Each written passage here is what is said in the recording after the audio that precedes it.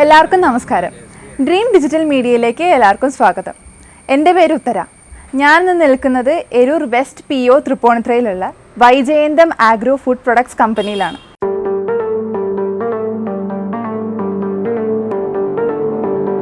റിസർവേറ്റീവ്സ് ഒന്നും ഇല്ലാണ്ട് ഫുഡ്സ് കിട്ടുന്ന ഒരു കാലം നമുക്കുണ്ടായിരുന്നു. എന്നാൽ ഇന്ന് അങ്ങനെയല്ല.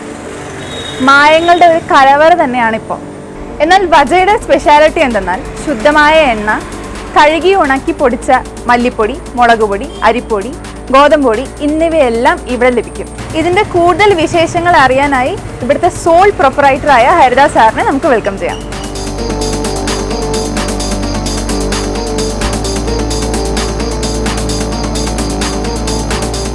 നമസ്കാരം സർ. നമസ്കാരം. ഡ്രീം മീഡിയയിലേക്ക് സ്വാഗതം. Thank you. സാറിൻ്റെ വീട് എവിടെയാണ്?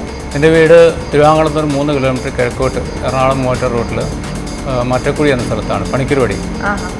ഈ വൈജയന്തം ആഗ്രോ എന്ന് പറഞ്ഞ ഈ കമ്പനി ഈ ലൊക്കേഷനിൽ കറക്റ്റായിട്ട് എവിടെയാണെന്ന് പറയാം. ഇത് നമ്മുടെ തൃപ്പൂണിത്തുറ മെട്രോ സ്റ്റേഷൻ്റെ അടുത്ത് ഉള്ള റോഡിൽ കൂടി, വടക്കേക്കോട്ട മെട്രോ സ്റ്റേഷൻ്റെ അടുത്ത റോഡിൽ കൂടി നമ്മൾ വടക്കോട്ട് പോകുമ്പോൾ തിരൂർക്കുള്ള റോഡാണ്.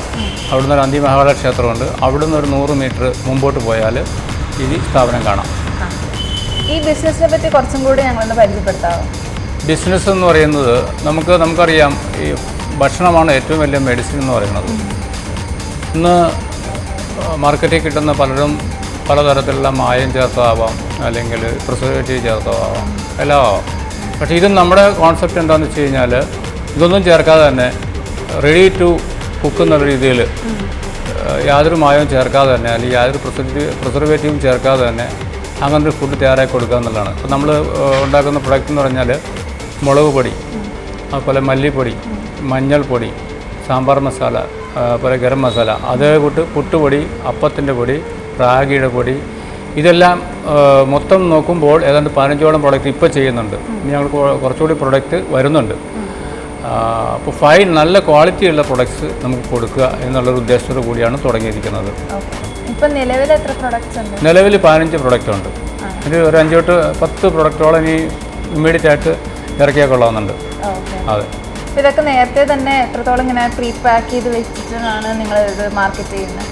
അല്ല, ഇപ്പോൾ നമ്മളിപ്പോൾ ഫോർ എക്സാമ്പിൾ പറയുകയാണെങ്കിൽ നമ്മൾ ഗോതമ്പ് മേടിച്ച്, സോട്ടസ് ഗോതമ്പ് മേടിച്ച് കഴുകിയിട്ട് നമ്മൾ ഡ്രയറിൽ വെച്ച് ഉണക്കി പൊടിച്ചാണ് കൊടുക്കുന്നത്. ഇപ്പോൾ നമ്മളൊരു 10-20 കിലോ പൊടിച്ച് കഴിഞ്ഞാൽ അത് തീർന്നതിന് ശേഷം അടുത്ത് പൊടിക്കുള്ളൂ. ഒരു 10-20 2-3 ദിവസം കൊണ്ട് ചിലപ്പോൾ തീർന്നു പോകും. അപ്പോൾ ആ ഫ്രഷ് പ്രൊഡക്റ്റ് ആയിരിക്കും നമുക്ക് കിട്ടുന്നത്. അതാണ് എൻ്റെ അഡ്വാൻറ്റേജ്.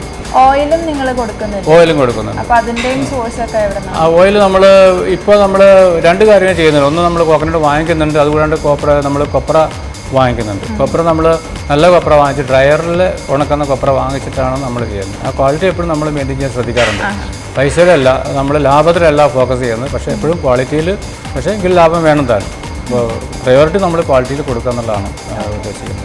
അപ്പോൾ ആ ഓയിൽ പ്രൊഡ്യൂസ് ചെയ്ത് കഴിഞ്ഞിട്ട് ആ ബോട്ടിലുണ്ട്, അത് ബ്രാൻഡ് ചെയ്തിട്ടുണ്ട്. എൻ്റെ ബ്രാൻഡിൻ്റെ പേര് വജ എന്നാണ്, VAJH, വജ എന്നാണ് ബ്രാൻഡ് നെയിം. ആ ബ്രാൻഡ് ട്രേഡ് മാർക്ക് എടുത്തതാണ്. ആ ബ്രാൻഡിലാണ് ഇപ്പോൾ നമ്മൾ കൊടുക്കുന്ന എല്ലാ പ്രൊഡക്റ്റും. 1 ലിറ്റർ 1 ലിറ്ററിൻ്റെ 1/2 ലിറ്റർ 1 ലിറ്റർ അങ്ങനെ. അതെ. ഗരം മസാല, സാമ്പാർ പൗഡർ, ഇനി ചിക്കൻ മസാല, മീറ്റ് മസാല, അങ്ങനെയുള്ള പ്രൊഡക്റ്റുകളൊക്കെ ഇനി ഇറക്കാൻ പരിപാടിയുണ്ട്. പിന്നെ അതുപോലെ തന്നെ ഗോതമ്പിൻ്റെ പുട്ടുപൊടി, അത് സ്റ്റീം ചെയ്ത പുട്ടുപൊടിയാണ്. അത് നല്ലൊരു അഭിപ്രായം കിട്ടി. സ്റ്റീം ചെയ്ത പുട്ടുപൊടിയാണ്, അത് നല്ല ഇതാണെന്നുള്ള അഭിപ്രായം കിട്ടി. അതുപോലെ റാഗിയുടെ പൊടി നന്നായിട്ട് പോകുന്നുണ്ട്. അപ്പോൾ അങ്ങനെയുള്ള പ്രൊഡക്ട്സാണ് ഇപ്പോൾ ഇത് ചെയ്യുന്നത്. പിന്നെ കടലപ്പൊടി ഉണ്ടാക്കുന്നത് നമ്മൾ പരിപ്പ് വാങ്ങിച്ച് വീണ്ടും കഴുകി അത് ഡ്രയറിൽ വെച്ച് ഉണക്കി പൊടിച്ചാണ് നമ്മൾ കൊടുക്കുന്നത്. അപ്പോൾ അത്രയ്ക്ക് ക്ലിയറായിട്ട് നമ്മൾ കൊടുക്കുന്നത്. ഡെലിവറി ഒക്കെ എങ്ങനെയാണ്? ഇവിടെ മെയിനായിട്ട് കൗണ്ടർ സെയിലാണ്. പക്ഷേ ഞാൻ അത് സ്ഥാപനം തുടങ്ങിയപ്പോൾ ഉദ്ദേശിക്കുന്നത് 30% കൗണ്ടർ സെയിലും ഒരു 70% ഔട്ട് സ്റ്റേഷൻ സെയിലാണ് ഉദ്ദേശിക്കുന്നത്. അപ്പോൾ ആ ഔട്ട് സ്റ്റേഷൻ സെയിൽ കുറച്ചിപ്പോൾ നമുക്കുണ്ട്. അതൊന്നുകൂടി കൂടി വിപുലീകരിക്കാനുള്ള പരിപാടിയുണ്ട്. ഇവിടെ തന്നെ ഓൾറെഡി നല്ല ഒരുമാതിരി തെറ്റില്ലാത്ത രീതിയിലുള്ള സെയിലുണ്ട് ഇവിടെ. അപ്പോൾ ക്വാണ്ടിറ്റി കൂടുതൽ, നമ്മളിപ്പം മസാലകൾ ക്വാണ്ടിറ്റി കൂടുതലാണെന്നുണ്ടെങ്കിൽ നമുക്ക് പെട്ടെന്ന് വിൽക്കണമല്ലോ, അത് നമ്മൾ ഡെലിവറിക്കായിട്ട് പുറത്ത് കൊണ്ടുപോകാറുണ്ട്. അതുപോലെ പുട്ടുപൊടി, അപ്പംപൊടി സ്ഥിരമായിട്ട് ആളുകൾ മേടിക്കുന്നവരുണ്ട്. അത് പ്രൊഡക്റ്റ് തന്നെ ചില ആളുകൾ ചോദിച്ചു വന്നവരുണ്ട്. അപ്പോൾ അങ്ങനെ സ്ഥിരം കസ്റ്റമേഴ്സ് ഉണ്ടായിരുന്നു. എന്തൊക്കെ തരം പ്രൊഡക്ട്സ് ഉണ്ട് ഇവിടെ? നമുക്കുള്ളത് ചില്ലി പൗഡർ, അതുപോലെ കാശ്മീരി ചില്ലി പൗഡർ, പിന്നെ കൊറിയാണ്ടർ, ടർമറിക്, പിന്നെ ഗോതമ്പിൻ്റെ പൊടി, പിന്നെ പിന്നെ റാഗിയുടെ പൊടി എല്ലാം നമ്മൾ കഴുകി 5-6 പ്രാവശ്യം കഴുകി വറുത്ത് പൊടിച്ച പൊടിയാണ്. കടലയുടെ പൊടി, അത് കടല പരിപ്പ് വാങ്ങിച്ച് കഴുകി ഫ്രയറിൽ വെച്ച് ഉണക്കി പൊടിക്കുന്ന സംഭവം. പിന്നെ സാമ്പാർ പൗഡർ, ഗരം മസാല, പിന്നെ മില്ലറ്റ്സ്, പിന്നെ മിക്സഡ് മില്ലറ്റിൻ്റെ പൗഡർ. ഏകദേശം ഒരു 15ഓളം പ്രൊഡക്ട്സ് ഇപ്പോൾ നമുക്ക് നിലവിലുണ്ട്. അതാണ് ഞങ്ങൾ യങ്സ്റ്റേഴ്സിനും ഓഡിയൻസിനൊക്കെ വേണ്ടിയിട്ട് ഒരു മെസ്സേജ് എന്തെങ്കിലും കൺവേ ചെയ്യും. ശരിയാണ്. എനിക്ക് ഈ പ്രത്യേകിച്ച് യങ്സ്റ്റേഴ്സിനോട് പറയാനുള്ളത്, യങ്സ്റ്റേഴ്സിനോട് പ്രത്യേക അഭ്യർത്ഥനയാണ്. എല്ലാവരും ഇവിടെ നമ്മുടെ നാട്ടിൽ നിന്നുകൊണ്ടുള്ള കാര്യങ്ങൾ ചെയ്യണം. നമുക്ക് വിദേശത്ത് പോകാം, നാട്ടിൽ നിന്ന് നല്ല ബിസിനസ് ആയി കഴിഞ്ഞാൽ മാർക്കറ്റിങ്ങിന് വേണ്ടി വിദേശത്തിന് പോകാം, ടൂറിനായിട്ട് പോകാം.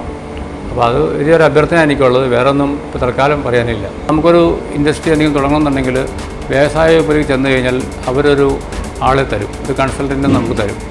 അദ്ദേഹം എല്ലാം ഗൈഡ് ചെയ്ത് നമുക്ക് തരും. അതുപോലെ ബാങ്കിൽ ചെന്നാലും എല്ലാം നമുക്ക് നല്ല സപ്പോർട്ടായിട്ടുള്ള അന്തരീക്ഷം നമുക്ക് വന്നിട്ടുണ്ട്. അപ്പോൾ ഇതുപോലുള്ള ചെറുകിട സംരംഭങ്ങൾ ഓരോ പ്രദേശത്തും, നമ്മുടെ നാട്ടിൽ സംബന്ധിച്ചിടത്തോളം വലിയ ഫാക്ടറികൾ വരാനുള്ള സാധ്യതയില്ല. അതിൻ്റെ ലാൻഡിൻ്റെയൊക്കെ നേച്ചർ അതാണ്.